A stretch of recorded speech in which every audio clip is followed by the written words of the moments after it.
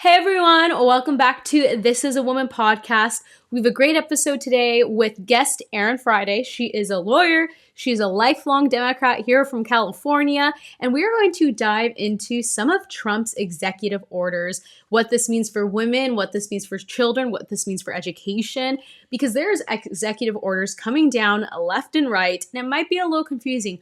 What can these actually do? What about in regards to blue state? What do all these mean? What rights does this give back to parents? What rights does this give back to women? What rights does this give to whistleblowers? And we are going to dive into all of that as we go over the Trump administration orders that protect children from chemical and surgical mutilations, that stop radical indoctrination in K through 12 schools, and that restores biological truth by defining what a male and a female is. And so get out your notepads. You're going to want to take lots of notes. Erin does a phenomenal job of providing so many stats, so much information, and truly breaking down what this means for blue states, and what this means for you and your family. So with that, let's tune in. Welcome back to This is a Woman podcast, Erin. We are so happy to have you on today. Well, thanks for having me again, Sophia. It's great to see you. Yeah, and you know what's funny, or not funny, which is amazing, is I've had you on twice now, and those are two of some of the most listened episodes on This is a Woman podcast. So people definitely want to hear the truth and reality about what is going on with this whole trans ideology. And we have been seeing a lot of changes with things going on in the White House. And I do want to preface this episode, and Erin, you might want to touch on this as well. People might be like, oh, I'm not going to tune in because these are just two crazy MAGA people sitting here talking about Trump's executive orders. And I know I can say for myself, I mean, my first election, I'm only 24, so I haven't been able to vote many elections. I have voted for Donald Trump in every presidential election, but even in the primary of this past year, I voted for Ron DeSantis. So I'm happy that Trump's there and we're getting these executive orders. But even for myself, I'm not this crazy MAGA person. And Erin, I think you could even take it a step further if you kind of want to tell people who you are and where you started on this. Well, I'm cast in blue since I was 18 years old, and I won't reveal my age. But for a long, long time, I've been a Democrat, and for the first time, I cast my vote for a Republican presidential candidate, and luckily he won. But I actually was on the side of the road when he won in 2016 with my sign, "Not my president." So that's how much I didn't like Donald Trump, but I am in awe, and he will always have hero status in my heart now because of these recent executive orders.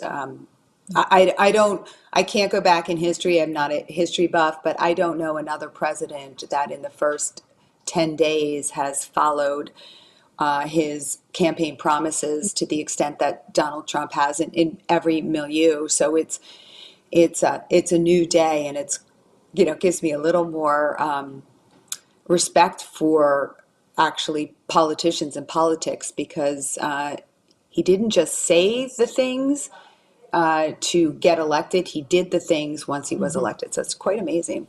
Yeah, absolutely. I think that's where his business side, like him being a businessman, is really coming out, is like he's making those deals. That's how we want to say it. But yeah, he's getting these things done. I mean, we've seen now more happen in these past almost 2 weeks than we saw happen in the last 4 years. I think I was forgetting a president could actually do that much.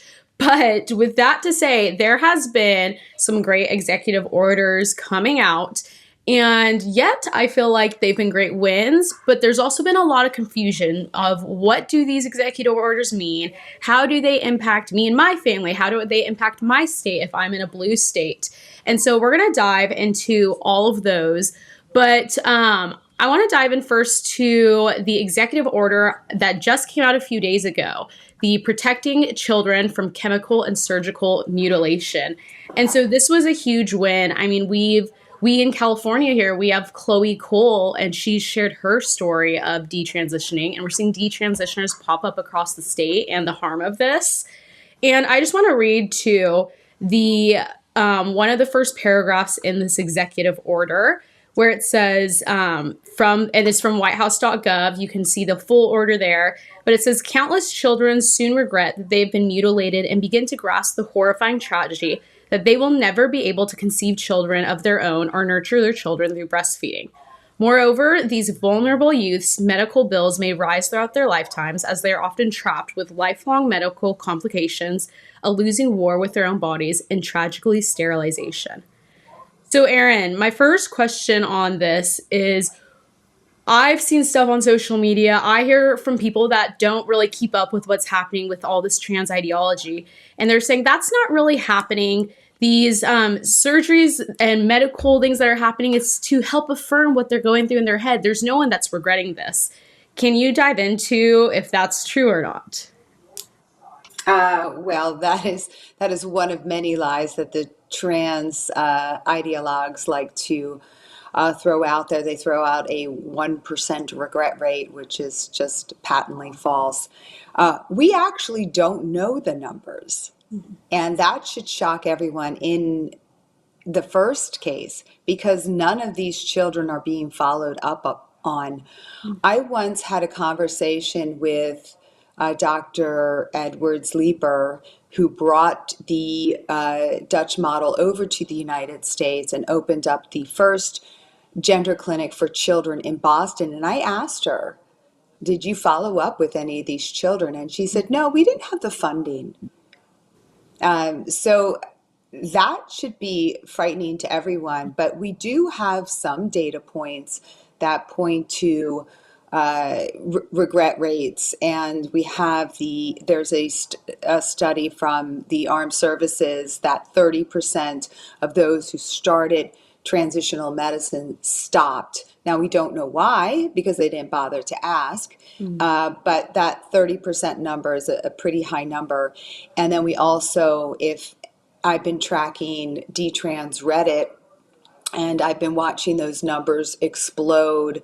I think there's now close to 60,000 detransitioners or desisters that are members. And, those numbers are a little squishy too, because there's people like me who watch. So I would count as a person.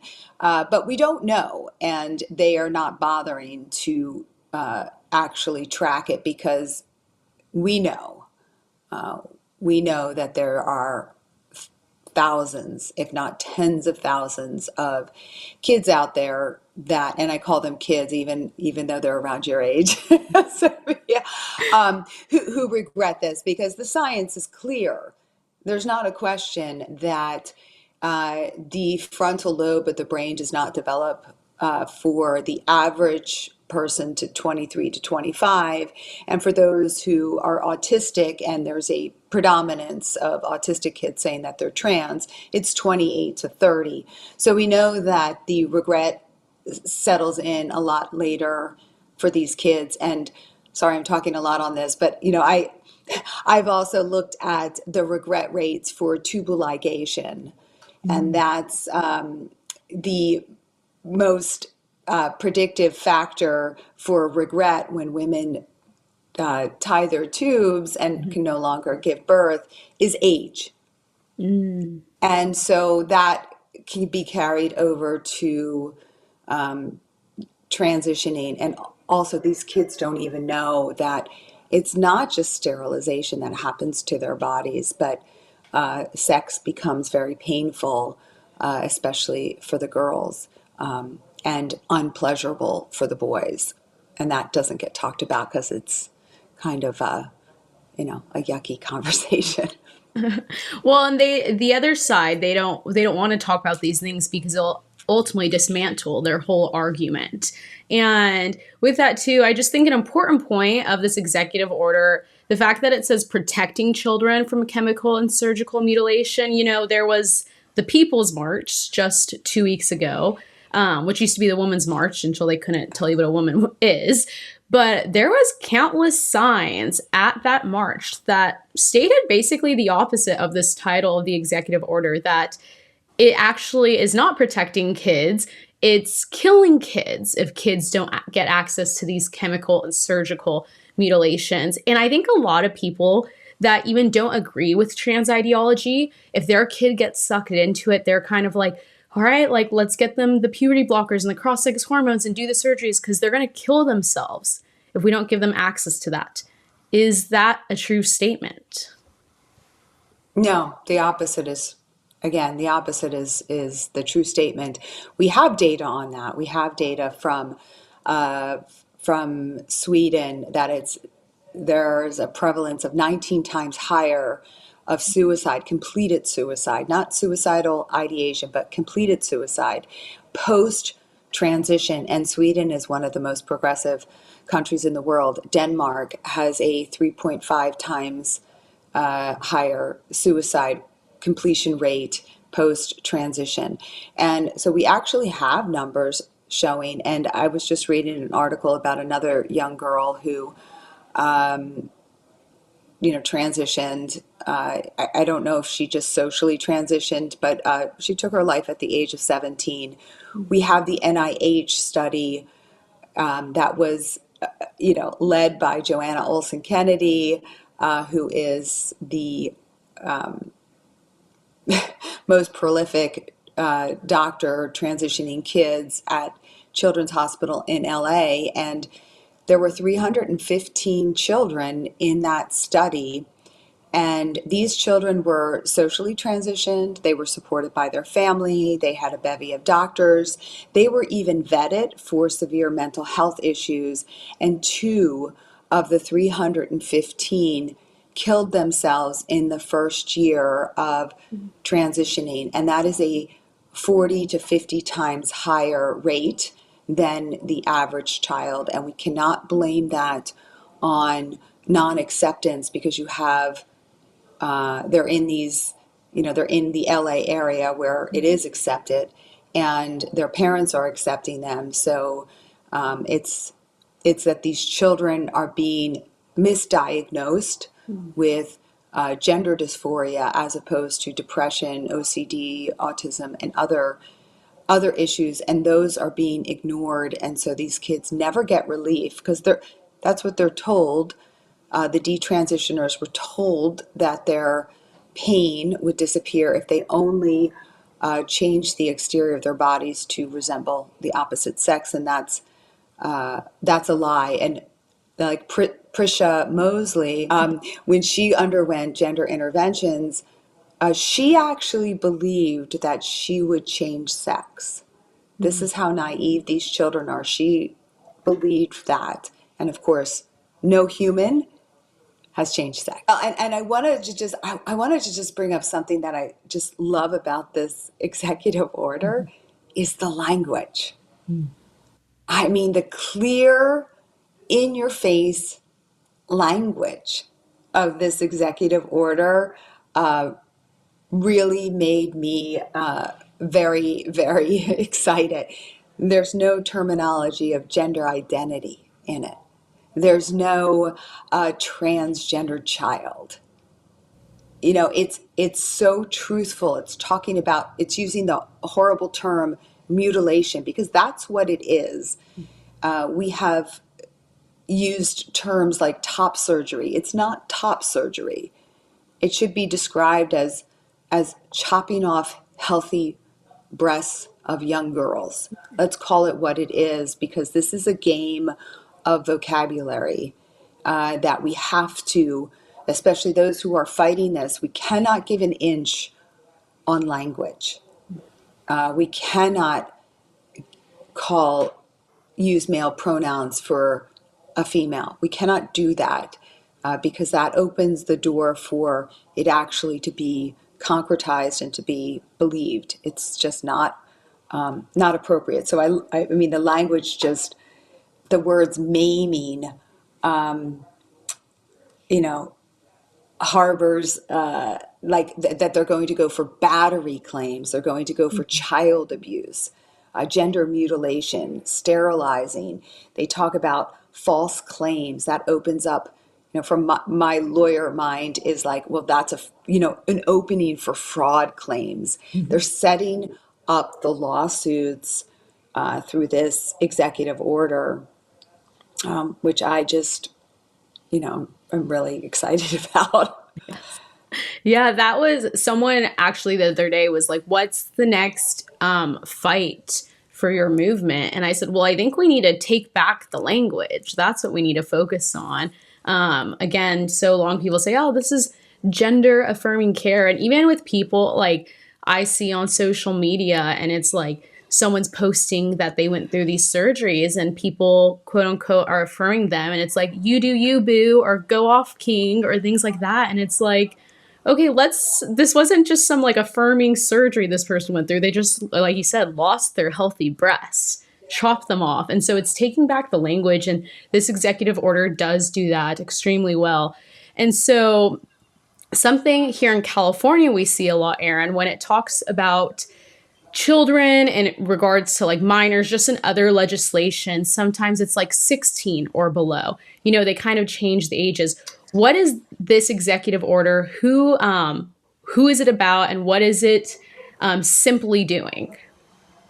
Well, the executive order talks about gender interventions for those under the age of 19. And I initially thought, well, they chose 19 because Alabama's ban on gender interventions goes up to 19, and so they wanted to cover that. But in talking with Dr. Etan Haim. He also thinks that the reason why they chose 19 is so that they can include Planned Parenthood Mm. in this executive order, which is really important because, I mean, maybe we should start a little bit about what an executive order is and isn't. And I'm no expert in it, but an executive order cannot create federal law. It cannot amend law. It cannot amend state law. It can only really set the tone for the United States, and also it has the power of the purse. So this is empowering the federal government to say, we are not going to use federal dollars for the naming of children. So this, kind of looking at it broadly, is we're not going to contribute any dollars to any entity that is harming children's secondary sex characteristics. And I mean, I don't know if you know this, but a hospital in Denver just stopped doing surgeries within a day of this executive order because that hospital can't exist if it doesn't get Medicare dollars from the federal government. And so, it's unfortunate that people aren't looking at the morality Mm. aspect of this. Maybe I'm naive, but I would hope that people would understand that depriving a child of the most sacred aspect of their life, which is to have a child of their own and to have a future, would be enough. But it's the almighty dollar, because look, we know this from the Vanderbilt hospital, that they they know it's a cash cow. It's just dollars for children's bodies. Mhm. And so we have to attack on the dollar aspect. And that's what this executive order did, loud and clear. Absolutely. And I think it's so important to touch on like that Denver hospital saying, okay, we're not going to be doing this anymore because they're not losing federal funding. And correct me if I'm wrong on this, Aaron, but this hospital, say if Denver was still doing these gender mutilating surgeries, they're not just losing federal funding for that. They're losing federal funding for the entire hospital if they choose to continue this, correct? Like they'll get zero federal dollars.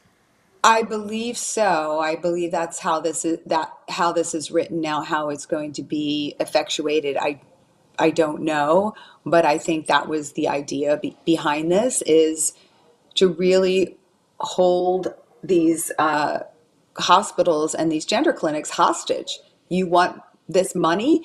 Also, Doctor Eton, what he said too is that these major centers, Medicaid makes up 80%, Mm. anywhere from 50 to 80% of their revenue. So it can destroy these hospitals in one fell swoop if they don't stop chopping up children. And that's what I think a lot of Californians are wondering, a lot of New Yorkers are wondering, a lot of people in blue states right now they see these executive orders come down and they're thinking, oh, does that mean, like for us in California, does that mean every law that Senator Scott Wiener has put in place now doesn't count? And so, like you said, no, it doesn't go and undo all these things. So we celebrate this executive order win. We celebrate that, like you said, the DOJ is going to come in and stop federal funding to these hospitals. And so hopefully we will see a major decrease in blue states of ability to get these surgeries. But we can't just sit down and relax now. The fight is nowhere near over. And I want to move to another executive order, but wanted to see if there's any final things you wanted to touch on this one, Erin. Yeah, so I think another really important part of this executive order is the protections for whistleblowers. Now, the DOJ was calling parents like me who are protecting children in schools, regardless of what issue, we were cast as domestic terrorist. And this executive order offers protection for whistleblowers. So I'm expecting that there's going to be a tidal wave of doctors, mental health providers, even billers in the hospitals that are going to start blowing the whistle on some of the dealings that these hospitals were doing, because they were actually using different billing codes to trick insurance companies to pay for things that the insurance companies wouldn't pay for. There was a lot of fraud that was going on. And I mean, again, like the protection here, I'm expecting that there's going to be a lot more people like Jamie Reed, that are going to come forward and say, okay, I'm no longer afraid that the federal government's going to, barrel down my door and file a specious lawsuit against me. I'm going to speak. So again, the power behind this executive order cannot be underestimated. Yes, the blue states, we still have a long way to go, but 4 years ago, I felt hopeless, and this is a huge battle that we won, and we know that the administration, the DOJ is going to protect us. Plus, the DOJ, this is another. Sorry, I love this executive. I'm going to keep going, because one of the other aspects of this order is that it's going to investigate big pharma. It's going to now. Big pharma did a pretty good job of not advertising these puberty blockers as an elixir to gender dysphoria. They did a good job. They were reaping the benefits. I mean, Lupron for 6 months, I think, is about $200,000 per child. That's a lot of money. But, things like Plume, all these online purveyors of cross-sex hormones that are really designed for children because they come in a black box. The ID doesn't need to match up to the credit card. If the DOJ starts investigating what has been going on behind the scenes with all these big pharma companies supporting the transitioning of kids, I would be afraid if I'm one of those companies that have been selling cross-sex hormones and enticing children. Absolutely. And I think this executive order, out of the three we're talking about today, really, just from my understanding of it and reading through it, really seems to do the most. Like you said, from the straight up saying what this gender mutilation is, to the protecting of whistleblowers, to how the DOJ is now going to have the ability to go after all the fraud that's happening. I mean, that's what we saw with Dr. Eaton in Texas, and then the nurse Vanessa Sivage, who also then was a whistleblower. And so I think we're going to see a lot come out of this. And so that's why I say we still celebrate it, but we don't back down yet. We still need to keep fighting. And one of the other executive orders, this was one of the ones he did day one. He was sworn into office and then started signing executive orders. And so this is defending women from gender ideology extremism and restoring biological truth to the federal government. And when he said that this is what he was going to do and actually sign an executive order, I was like, I feel like I could cry tears of joy because we're actually defining a male and a female and we're defending women. And then I had to take a step back and think, like, where have we gone as a society that it's something to celebrate that people that our president is actually defining male and female? Like, it just shows how quickly we went so sideways and then now we're trying to get back on path. But what I loved about this executive order is that it says, basically, it defines sex. It defines what a woman or a man is. I mean, we had the Supreme Court justice nominee at the time who said, I can't define what a woman is. I'm not a biologist. And it breaks down female and male even to, it says female means a person belonging at conception to the sex that produces the large reproductive cell. And male means a person belonging at conception to the sex that produces the small reproductive cell. And that language was, people might be saying, why wasn't XX or XY?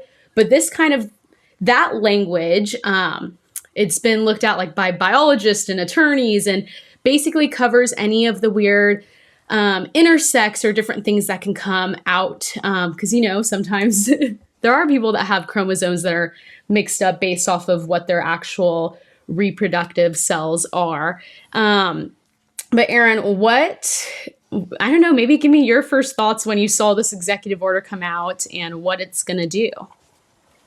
Well, again, the language was so simple and so spot on and so perfect. And I agree with you. The fact that we are even having to define female and male is, I mean, it's crazy. We're going to look back at this time and say we collectively lost our minds. Mm-hmm. Because we didn't define it in law because it was just a known fact. It's like the emperor's new clothes. We all know that the emperor was naked. And so again, I love the basic language, and it's restoring real language. And so I think there's a lot of power in this executive order too, and just a direct sign that, am I allowed to curse? We're not going to BS anymore. Right? Nobody's following this garbage. And so this is, again, an executive order that's going to protect women in the first place, because it is mostly women who are at the receiving end of gender ideology. Sex and gender identity cannot coexist. Mm-hmm. One has to have a hierarchy, and obviously one is immutable. I can never become a man. It was preordained what I was going to be from the moment the sperm and the egg met together and started to grow in my mother's womb. There's no changing that. Absolutely. Yeah. And I did cry. I cried with every one of these. Yes, I know. It's, I think it just felt like a breath of fresh air seeing this come out, where just the things we've seen in the past 4 years and even prior to that, because the first podcast I had you on where we talked about this, we talked about how this started, like, this whole gender ideology is nothing new under the sun. It started a while ago. They've been slowly putting it into law and language. But just after what we endured the last 4 years, seeing this executive order day one, like a breath of fresh air. But again, Erin, same question. What does this mean for states like California that have laws in place that boys are allowed to be in girls' sports based off of gender identity? We have SB 132 from Scott Wiener, which is allowing men into women's prisons, again, based off of just identifying as a woman. Women's shelters are having men invaded into them, locker rooms, bathrooms. What does this executive order mean for states like that? So again, because of the funding, a lot of this is going to. We have laws on the books that say gender identity and sex are the same. In California, we have to get rid of those laws, but this helps in the lawsuits for sure. It also helps with Title IX actions, and so Gavin Newsom is going to have to decide: are you going to say no to the federal dollars that flow into California? Can we afford that by saying we're going to still put gender identity actually above sex, because that's what it is, above sex? And does Gavin Newsom have the appetite for that? Can we afford that? Well, I looked at just K through 12, and my numbers may be a little bit off because there's all sorts of numbers out there, but I believe California takes about $13 billion, anywhere from 10 to $13 billion from the federal government for our public schools K through 12. And are we going to risk that for gender ideology, for putting women in harm's way? Gavin Newsom wants to be president. Is he watching what is happening across the nation? I mean, look, the polls keep going in our direction. I again, I go back to my blue position back in 2000. I think 2012 was when the gender identity came into our laws, and I thought, oh, what's there going to be one boy in the bathroom? Just let it. I fell for they just want to go to the bathroom. They just want to pee, and let's just make sure that person is safe. And then we fast forward and we see the thousands of women who have lost their podium spots. We watched in horror. I couldn't even watch it, of two men beating the crap out of women in the Olympics on national TV, and we're watching this. That's where we went in rapid time, and so we have to walk all of this back. But look, California is going to have to, and all the blue states, they're going to have to deal with their state laws. But there's such a thing as called the supremacy clause. That means the U.S. Constitution and the United States Supreme Court is the supreme law of the country. And so most of, and I hate to say this, but the way the blue states are going to be saved is through lawsuits and getting to the Supreme Court, unless we flip California red, which is actually a possibility. If the GOP, if the Republicans leave the money that they raise in California, and those in power in the Republican Party stop saying that California is a lost cause, we're not. If you look at how California lit up red for Trump, they should be riding this train. All of those advertisements about Trump being for you and Kamala being for they, them in those swing states worked. And California is still, even Republican lawmakers in California are still afraid. And I just keep saying, why? Because Democrats will vote for them if they will protect women and children, because that's our first. All parents want their children to be safe at school. Absolutely. And that's, I was in DC twice this month, and a lot of people were kind of asking, what are you feeling about California? What are you thinking? And I basically told them, if we're ever going to see it flip red, it's happening now. Like, if we're going to see a red governor come back in a seat, like, it's going to be at this next election. I just think a tide's turning. But you're right, it's going to take the GOP to do a better job. It's going to take the California Republicans to get a little bit bolder, the ones in office. And I think we're seeing some of them get bolder on things. But you're right, if they just proudly come out and say, we're here to defend women and children, they're going to see a lot of people flip and take their side. And so the other thing we're seeing from California and our lovely Governor Newsom is he has been saying, we'll sue the Trump administration. We're ready to push back all these things. If he tries with our attorney general to sue the Trump administration, let's say over this executive order, what, I guess in simple terms, does that pause the DOJ and federal funding for being able to go after California until the lawsuit plays out? What could we expect to Sometimes. see? Sometimes. So it's going to be up to the judge whether the judge issues a temporary injunction or preliminary injunction, uh, keeping the status quo. It will be interesting to see with the Title IX because the status quo is that sex beats gender identity.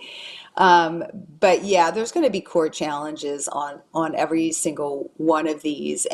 But in the interim, I mean, my phone doesn't stop ringing from parents saying, I want to sue. And these cases are making their way through the Ninth Circuit, and we're going to see a lot of cases go in our favor. I'm pretty confident in that in California because we're already seeing it. Um, and so the end is near, and this is what I've said for a long time. The gender ideologues are backed into a corner, and they are going to fight like, a trapped animal, and we're going to see that fight now. But there's more of us than there are of them, and we're sick and tired. Even young people, they've had enough of this. I mean, the kids are just done. We see them ripping down the tampon dispensers in the boys' bathroom. They know that this is just made up stuff, and they're tired of it. They're sick of it. Uh, they're tired of looking at the flag and being told they have to believe this way. I mean, you were there. I mean, Riverside. I mean, look at these young, brave girls. They wore their XX or Save Women's Sports shirts at school.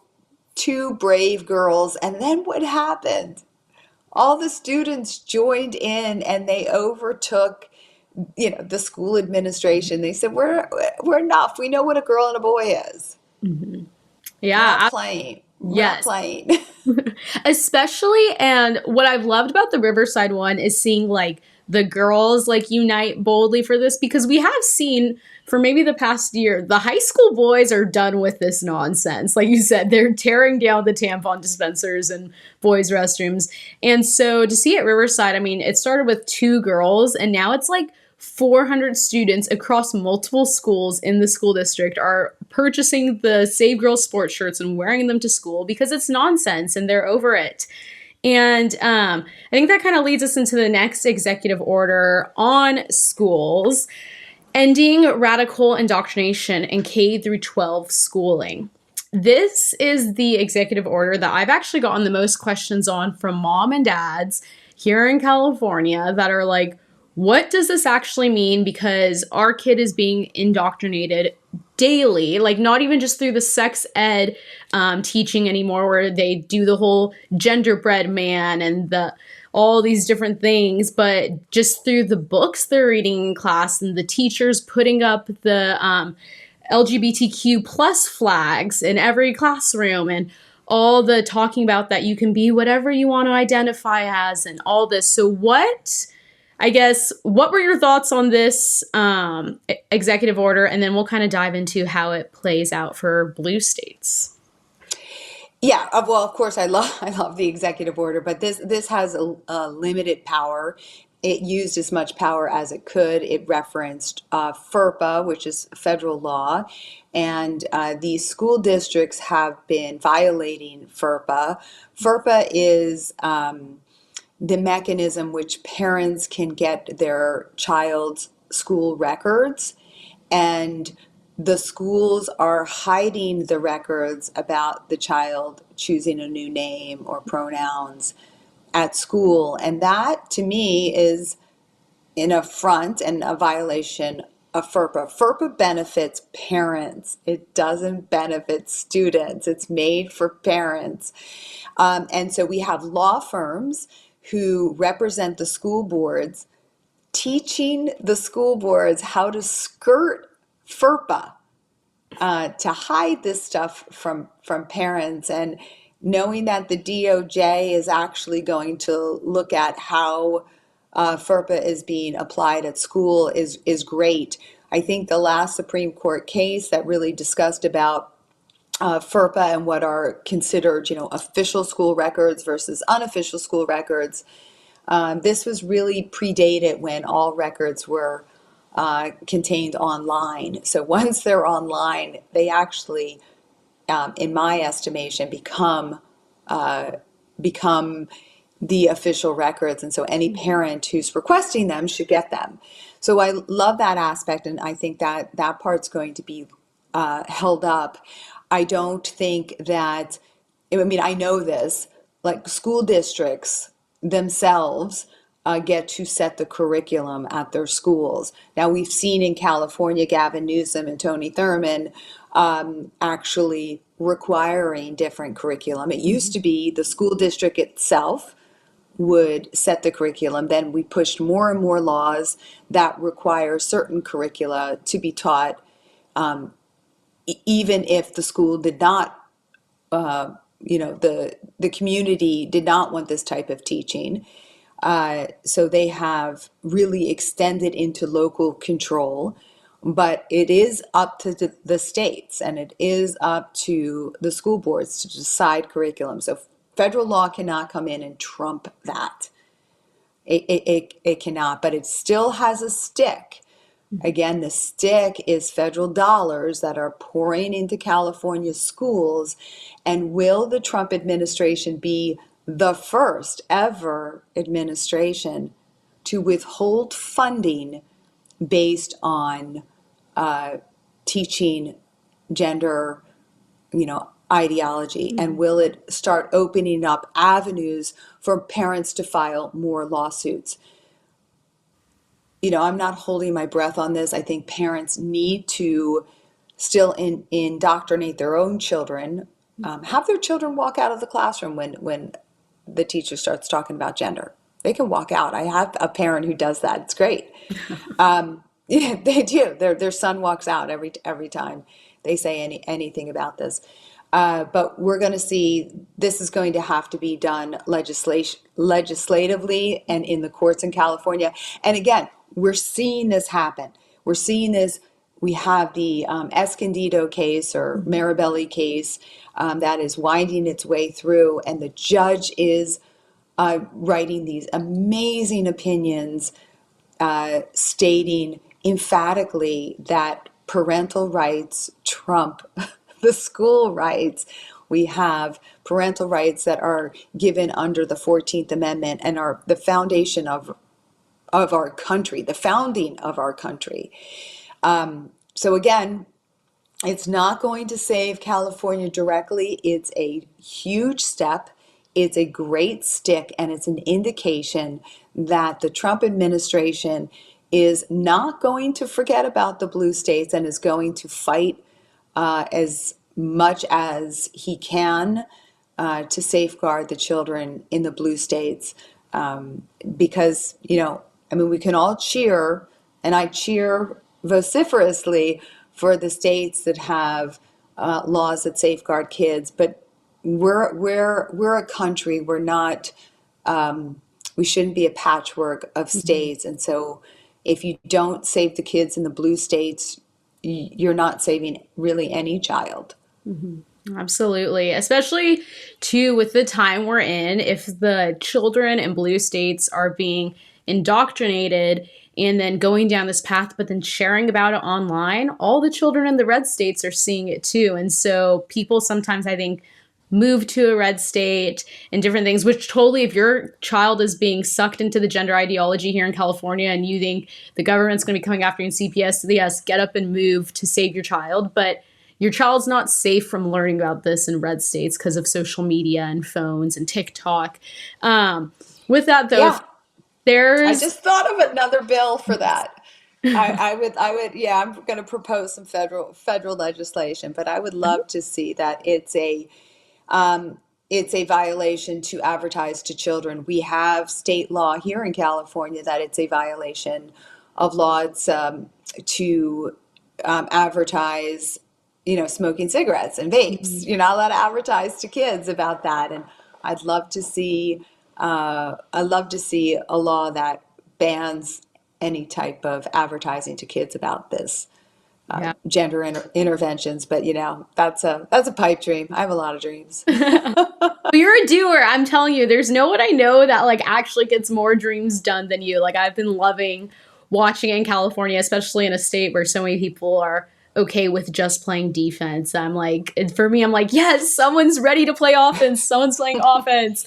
And with that, if there is, like you said, schools could lose, or California schools could lose federal funding if they choose to continue this indoctrination. Say if like 6 months from now, there's parents that are like, I'm so confused. This indoctrination is still happening at my child's school. What do I do about it? Who do I talk to? What do I say? Like, what's going on here? And they're still getting federal funding. What's the best step for parents in a situation like that? Call a couple of attorneys and see if you have the ability to file a lawsuit. I mean, I think, I don't know if you're allowed to tell me this, but there are more law firms now that are challenging the state laws that go against these executive orders. And we need parents to join these lawsuits because we really need to get a bunch of good rulings, and actually dollar amounts, because again, money talks. Mm-hmm. So these school districts have to pay, and they need to pay a lot of money, and that's the only way that they're going to stop doing this. So parents need to get the backbone and say, I'm going to sue. I mean, I looked at parents here in my local area, Palo Alto School District, very blue. They found out that all the bathrooms were going to be gender neutral, and they got a petition, I think 1,200 signatures, something like that, and the school capitulated. This is how it's done. If you are just sitting there complaining and waiting for somebody to do this for you, you're failing. You're part of the problem. You have to go do something. One person speaking at the school board about this issue, even talking to them about the fact that they could lose funding, is important. They need to hear this because these school board members, too, are also listening to lies that are being told by their own hired counsel. I mean, I looked at PowerPoints from law firms that represent these school districts, and they're misinterpreting the law directly. Now, whether they're doing it nefariously or by mistake, I don't know, but they're not getting good counsel. So when a school says that there's nothing they can do and it's the law, follow up, ask them, what actually is the law? Show it to me. And then pick up the phone and call a lawyer. Or you can reach out to me at Erin at ourduty group, and I can help you find a lawyer to look at your issue and see if you can't join an existing case, because we've got a lot now. There's a growing number of lawsuits in California that people can join. And something that kind of went through my mind when you were saying, like, will Trump be the first president, the first administration to withhold federal funding for schools? I just like literally felt like I started seeing all the headlines, all the social media posts, like Trump is anti-education, he's pulling money from schools, like just seeing it completely distorted. How would you encourage parents or people to maybe respond if headlines like that start coming out? Maybe if they're trying to say like, okay, well, that's not the reality, but I don't really know how to respond to those lies. Well, I just say very directly, the reason he's withholding funds is because they're teaching children that they could be born in the wrong body. It's really simple for these schools to stop doing it. We go back 15 years, 10 years. None of this stuff was being taught at our schools. It's not like it can't be done and suddenly these kids are not getting a full education because they're not being taught that they can, change sex. First of all, it takes up. Look at our scores. Look at our scores at our schools. I mean, we're what, 48th, maybe even 50th at this point. Uh, we shouldn't be teaching these radical thoughts. We should be teaching math and real science, true science, English. Instead, they're spending classroom time on social justice and you know unscientific. It's unscientific.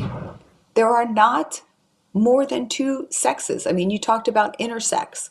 That's again why these executive orders are so brilliantly written, because anyone who has a DSD, a disorder of, or what's it called, disorder of sexual development, they're still female or male.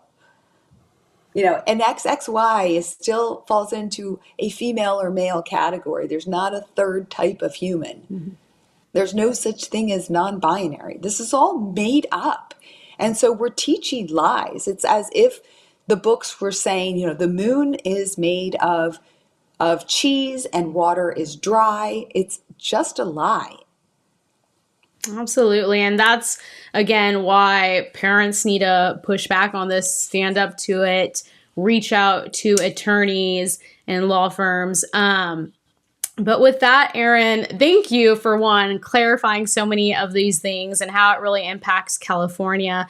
But I just wanted to open up the opportunity if there was any final thing you wanted to touch on or just even advice to share with anyone listening on these orders. Well, I want people to actually celebrate these executive orders, even though they have limited effect on California. They will massively affect the transgender movement. The fact that WPATH was called out as junk science, I mean, that in and of itself is cause for celebration, because that's the whole foundation of transgender medicine for children and vulnerable adults. It's the foundation, and Trump just pulled it out. And that means the whole building's going to come toppling down. So those people who are like, but it's not helping California, it's not. Take the win, take a moment. It's Friday. Take a moment to celebrate what just happened. And then on Monday, say, what am I going to do today to help move the ball forward? Because you're right, we're in an offensive game. Parent, what can I do? What can I do? You can show up at a school board meeting. You can reach out to me. I'll set you up for my calls to action. I know, Sophia, that you get them. When I say, come on out here, we need people to show up here, there, write this letter, send this in. I mean, right now, Colorado has a hearing on, a bill related to detransitioners. Californians can call in. That's something you can do. You can call your lawmaker. I make it really, really easy. I know California Family Council also does that, makes it really easy. So you don't have to think too hard about it. If you think you don't have the skill set, you do. If you have a voice, you have a computer, you have the skill set. Absolutely. And I would say to everyone listening that's like, calling my legislator sounds scary. I promise after you do it the first time, you're going to be like, why have I not done this before? That was the easiest thing. It took a minute of my day. And Erin breaks things down so well to understand, okay, what am I calling on? What do I say? But yes, if people want to sign up for those call to actions or receive those from you, Erin, what is the best way for people to get those?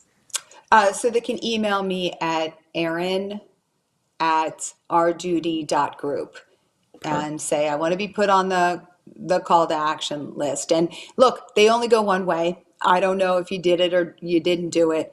But I'll tell you, those phone calls matter because Mhm. what these legislators' offices do, they just put a check mark. How many people called for the bill? How many people called against the bill? You only have to have a one-liner, and you get your little check mark. And when those check marks for a bill get really big, then the lawmaker thinks, "Huh, maybe I should reconsider my vote on this." And it does happen. Mhm. I mean, we inundated Gavin Newsom on one of the bills, and he vetoed it. When we bring up hundreds of people to go to Sacramento and they show up, which is, it's a tall order, but I do it. I do it every week. Nobody pays me, folks. I don't make a penny. In fact, I lose money every time I drive up there for 2 minutes. But it matters. It matters when they see a face and they see somebody has taken an effort to actually fight for children. It does change the trajectory of California. So raise your voices. If you're staying silent, you're part of the problem. Absolutely. Well, Erin, thank you so much for being on and explaining all of that. And for all of you listening, I'll put Erin's email in the caption, and so you guys can go check that out. Email Erin, get more information. But Erin, I am so grateful for you and all you do in California. Like I said, it was for me. I'm like, finally, someone's not playing defense. Like, yes, we're going full force. And so, Erin, I'm grateful for you, and thank you so much for being on. Thanks, Sophia. Have a great rest of your day and celebrate tonight. I want to hear about it.